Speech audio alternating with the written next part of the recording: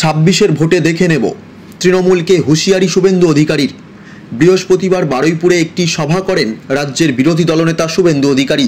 আর সেই সভা থেকে একের পর এক আক্রমণাত্মক মন্তব্য উঠে আসে তার বক্তৃতায়। 19শে মার্চ বারুইপুরে এসে বিক্ষোভের মুখে পড়েন শুভেন্দু অধিকারী। তার ঠিক এক সপ্তাহের মধ্যেই হাইকোর্টের অনুমতি নিয়ে বারুইপুরে সভা করলেন তিনি।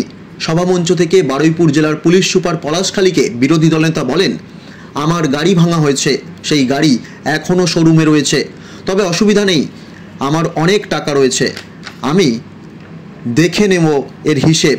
তিনি আরও বলেন, রসিদ কিন্তু গুছিয়ে রেখেছি, পলাশখালীর থেকেই সুদে আসলে আদায় করব, যদি তা না করতে পারি আমি হিন্দুর বাচ্চা নই। সেই সঙ্গে বলেন, দিদিমণির পা চাটা আইপিএসগুলোকে হাতে বেরি পড়াতে হবে। দক্ষিণ 24 পরগনার গণতন্ত্র বলে আর কিছু নেই। লোকসভা ভোটের প্রসঙ্গ টেনে তিনি বলেন, ডায়মন্ড হারবারে কোনো হিন্দু ভোটারকে ভোট দিতে দেওয়া হয়নি। আপনারা যদি ভেবে থাকেন পিসি ভাইপোর প্রাইভেট লিমিটেড কোম্পানি চিরদিন থাকবে আর আপনারা জুলুম করবেন মানুষের ওপর, ভাবনা বদলান, চিরদিন কিন্তু ভাইপোর কোম্পানি থাকবে না।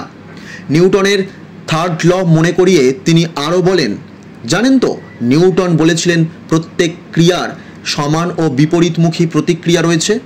যদিও শুভেন্দুর এই মন্তব্য একেবারেই পাত্তা দিচ্ছে না রাজ্যের শাসক দল তৃণমূল কংগ্রেস। সাংসদ কল্যাণ ব্যানার্জি জানান, শুভেন্দু কোনো ফ্যাক্টর নয়, বেশি দিন ও নেতা হিসাবে থাকবে না। 26-এর ভোট বেশ কিছু মাস দেরি থাকলেও রাজনৈতিক নেতাদের বাকযুদ্ধ যে শুরু হয়েছে তা মঞ্চের ভাষণ শুনে বোঝা যাচ্ছে। Bureau report, news UNI। आप देख रहे हैं न्यूज UNI।